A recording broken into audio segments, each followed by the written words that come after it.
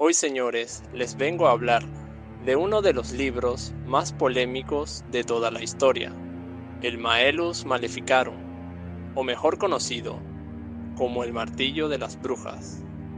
Este libro, publicado en 1487, es uno de los libros que más muertes de mujeres produjo durante los finales del Renacimiento y todo el periodo de la Edad Moderna.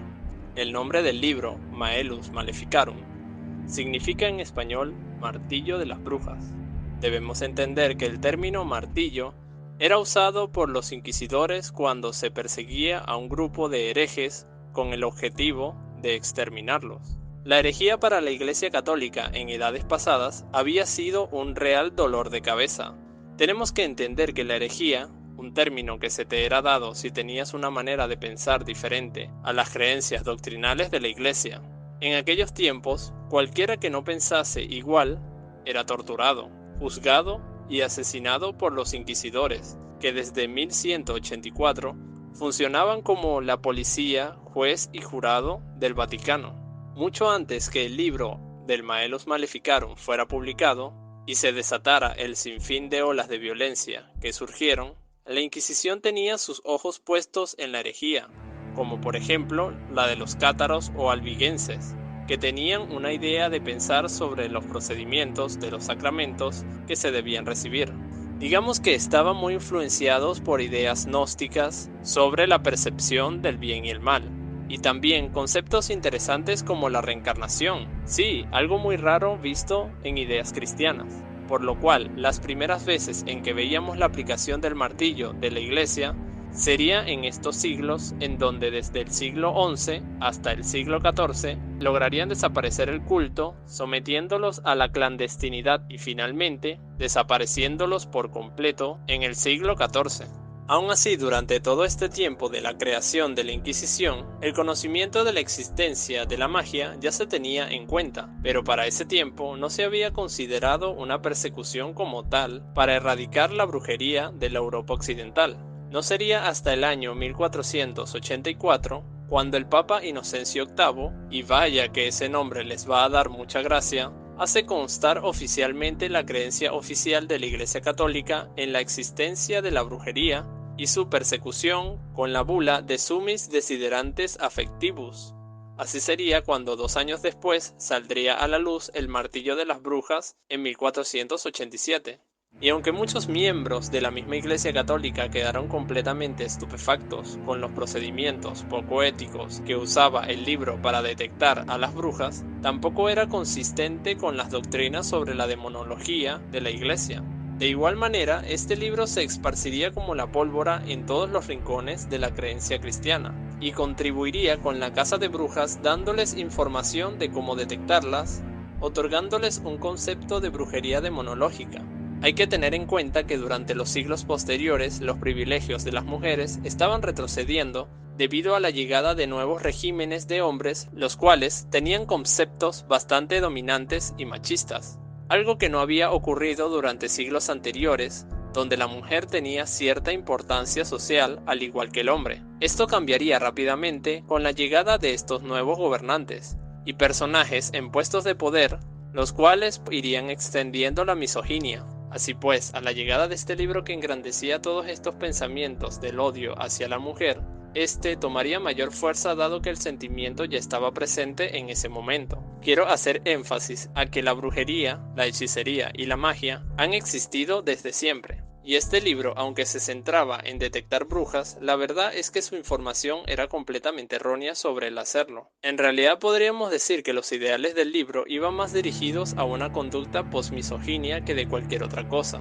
ya que como todos sabemos los practicantes de magia están equilibrados entre hombres y mujeres, y es más, podría darme la libertad de decir que quienes más practicamos la magia somos los hombres, y las mujeres practican más la espiritualidad, aunque ciertamente hay muchas mujeres que también incursionan en el campo de la magia. Dicho esto, lo que quiero aclarar que es falso el pensamiento el cual infundía el martillo de brujas al exponer que las mujeres eran más propensas a la brujería, y más porque hacía hincapié en que las mujeres eran el sexo débil o frágil, y por esto también eran más propensas a servirle al demonio. El principal responsable del contenido del libro sería Enrique Kramer, quien fue un cristiano, teólogo y posteriormente inquisidor de la Iglesia Católica, perteneciente a la Orden de los Predicadores.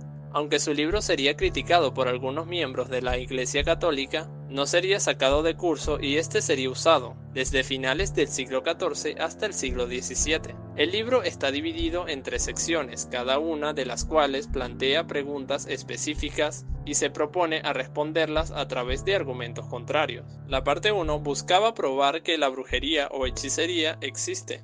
Detalla cómo el demonio y sus seguidores, las brujas y hechiceros, perpetran una plétora de males con el permiso de Dios Todopoderoso. Más que explicar esto como un castigo, tal como lo hacían muchas autoridades eclesiales de la época, los autores de este libro proclaman que Dios permite estos actos con tal de que el diablo no gane poder ilimitado y destruya el mundo. El propio título del libro contiene la palabra maleficarum, la forma femenina del sustantivo, y los escritores declaran incorrectamente que la palabra femenina, mujer, es una derivación de feminus, sin fe, o en otros términos, infiel o desleal. La parte 2 del Maelus Maleficarum describe las formas de brujería. Esta sección detalla cómo las brujas lanzan hechizos y cómo sus acciones pueden ser prevenidas o remediadas. Se da un fuerte énfasis en el pacto con el diablo y la existencia de brujas es presentada como un hecho. Muchas de las informaciones del libro de hechizos, pactos, sacrificios y cúpula con el diablo fueron obtenidos supuestamente de juicios inquisitoriales llevados a cabo por Sprenger Kramer. La parte 3 detalla los métodos para detectar, enjuiciar y sentenciar o destruir brujas. La tortura en la detección de brujas es vista como algo natural. Si el brujo o bruja no confesaba voluntariamente su culpa, la tortura era aplicada como un incentivo para hacerlo. Los jueces eran instruidos para engañar al acusado y, de ser necesario, prometiendo misericordia por la confesión. Esta sección también habla de la confianza que se puede poner en los testimonios de los testigos y la necesidad de eliminar acusaciones maliciosas, pero también sostiene que el rumor público es suficiente para llevar a la persona a juicio y que una defensa demasiado vigorosa es evidencia de que el defensor está embrujado. Hay reglas acerca de cómo prevenir que las autoridades sean embrujadas y el consuelo de que, como representantes de Dios, los investigadores están protegidos de todos los poderes de las brujas. En otras palabras, el contenido del martillo de las brujas era completamente contradictorio respecto a muchas éticas y demostraba un odio irracional sobre todo a la mujer. A esto hay que agregarle a que cualquier mujer que en esa época quisiera de alguna manera exigir derechos o demostrar algún tipo de autosuficiencia, alguna manera de independencia social o algún conocimiento importante como el manejo de las hierbas, la medicina u otras disciplinas que ciertamente beneficiaban a la población de ese entonces, serían vistas y catalogadas como brujas. Y ciertamente las persecuciones de brujas irían orientadas a estas mujeres que de alguna manera tenían alguna habilidad con el campo de la medicina.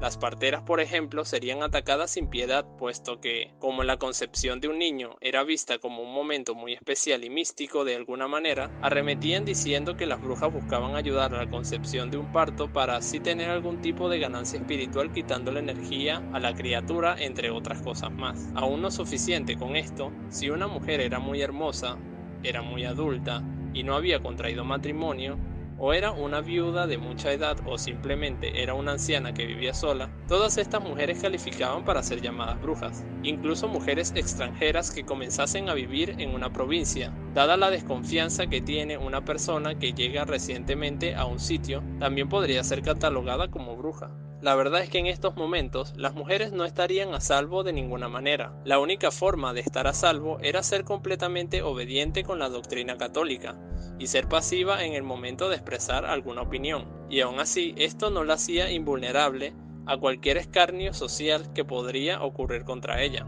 Es importante analizar que los principales culpables siempre eran comunidades marginadas, o mujeres solteras que vivían solas, parteras, hierberas, o personas incluso que por alguna razón personal vivían recluidas de los pueblos o no se adaptaban a las costumbres sociales de la época. Todos aquellos eran candidatos para ser acusados de brujería, y la verdad casi siempre la condena de brujas era usada como un chivo expiatorio para cualquier problema social, ya sean hambrunas, plagas u otros sucesos, lo cual tenía que ser producto de algún practicante de la magia negra. Esta cacería de brujas llevaría a la muerte al menos, o en alguno de los análisis más conservadores, 500.000 o 200.000 mujeres.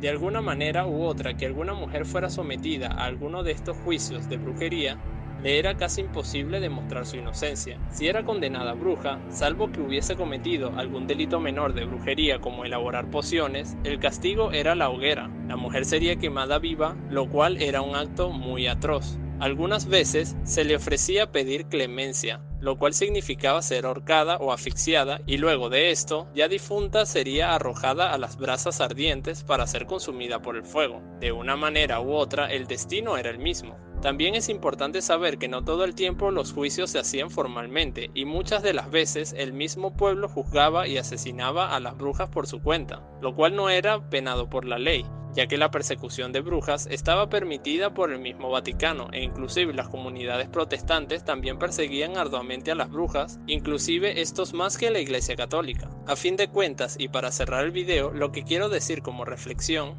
es que estos momentos fueron uno de los más oscuros de la historia, y no obstante, realmente el número de brujas que asesinaron sería extremadamente pequeño en comparación con todas las vidas inocentes que se perdieron en estos tiempos. Es más, los verdaderos brujos, hechiceros y magos eran personas en posiciones de poder, que se encontraban inclusive dentro de la mismísima iglesia, o eran nobles o incluso reyes, y ya hablaremos de eso en otro video. La verdad es que la cacería de brujas nunca tendría como objetivo real acabar con las brujas, sino el simple hecho de manifestar el odio a la mujer, algo que sería muy triste en esos tiempos. Debemos agradecer que no nacimos en esa época, ninguno de nosotros, porque fueron momentos muy oscuros y horribles que acontecieron. Bueno, ya sin más, si te gustó el video, no olvides suscribirte, y si quieres saber más de historia y magia, no olvides darle a la campanita. Bueno, sin más, como siempre les digo, todos somos una gran familia. Este ha sido Omegraph y nos vemos en la próxima.